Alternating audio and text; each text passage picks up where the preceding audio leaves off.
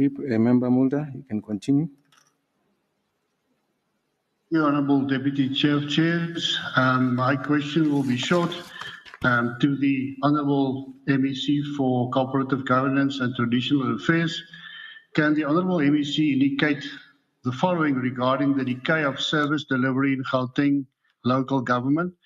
Gauteng's municipalities and metros are facing a severe and detrimental decline in service delivery, with persistent challenges in water provision, waste management, road maintenance, and the other essential services. This deterioration is increasingly affecting residents' quality of life and eroding public trust in local government.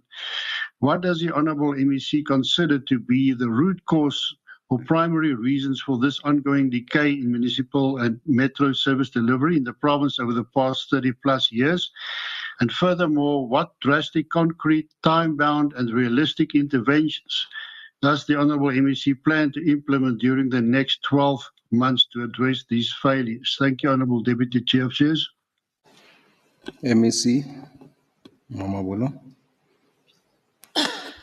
Yeah, thank you very much, Honourable Deputy Chair of Chairs. Let me acknowledge the question from Honourable Mulder, and the reply goes as follows.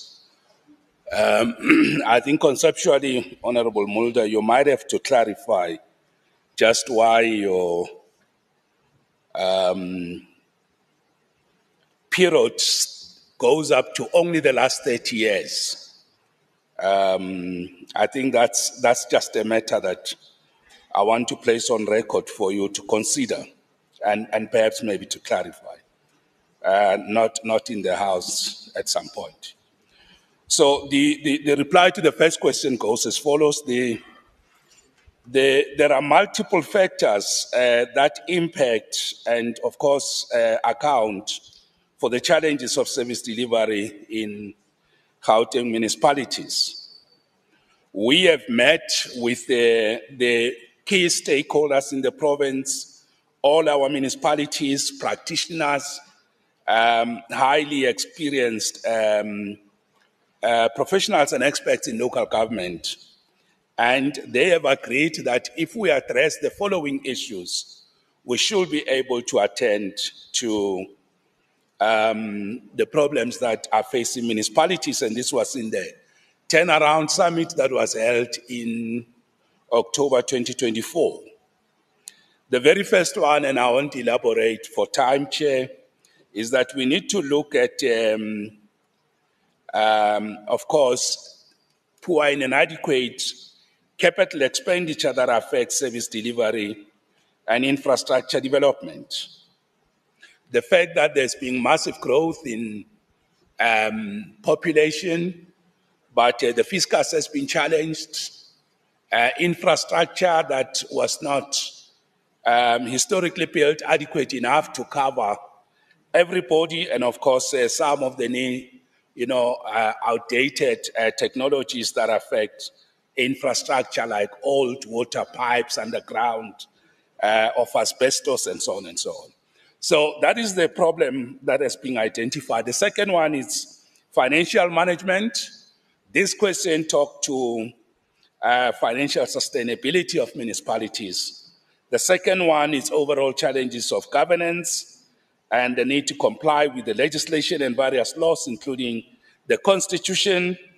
And the fourth one that has been identified is institutional and administrative capabilities.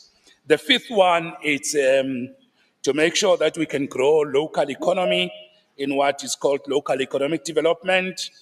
And of course, issues that impact the investment space, particularly for high impact infrastructure projects to create jobs, to grow the economy, to empower the people. The sixth one that has been identified is partial restructuring. This is also identified as one of the big issues. The need to leverage smart technologies, that also because of the fourth industrial revolution and of course the migration of various services and industries across the globe to digital platforms. So these are some of the issues that have been raised and identified that if we address them, we will go a long way to addressing challenges that faces our municipalities. The last part of the question is about, so what are we going to do in the next 12 months to address these failures? And the reply is that, we have got key performance indicators of the turnaround, and those that have been issued in circular, I think it's 88 by National Treasury, which also map out some of the key performance indicators that we need to look into. Our priorities are no different from actually. Our priorities are those in the G13 problems that the Premier of the province has put at the center and mainstreamed in the province for the province, provincial government and municipalities. So those are the issues that we are looking at. And for this financial year, we seek to address those 13 problems and, of course, make sure that we can improve the quality of lives of the people by attending to the G13 issues. And I'll not want to go into details about that. Of course, we have got to talk about what will be done quarter, 6 months, and of course, the third quarter, the last quarter. So those we will come back to, but what is important is, let me say to the House, all our municipalities, as we started last week Friday, we have got what we call G13 Fridays. So we are attending to service delivery issues detailed in the G13 every Friday. And we started last week, we'll be continuing this week. So we will be able to indicate impact, timelines, what is next and what's going to happen. But for this financial year, the turnaround will be focused on the G13. And we have also unleashed a massive intergovernmental relations program every week where we meet Monday, Tuesday, the whole week to resolve some of the problems that are identified in the G13. And to that extent, honorable members will continue to update the House. Thank you very much. Member Mulder, do you have a supplementary question or short remark to make? Thank you, Honourable Deputy of Chairs. Thank you, Honourable MEC, for your answer.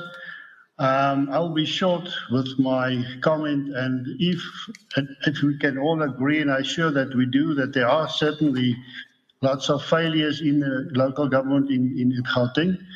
If this problem could be treated as a portfolio of failures, as far as infrastructure, finance, procurement, capacity and accountability is concerned, it should be addressed in parallel. And time will tell within the next 12 months whether there would be enforceable measures, and that will be decisive. Thank you, Honourable Deputy Chair of Chairs.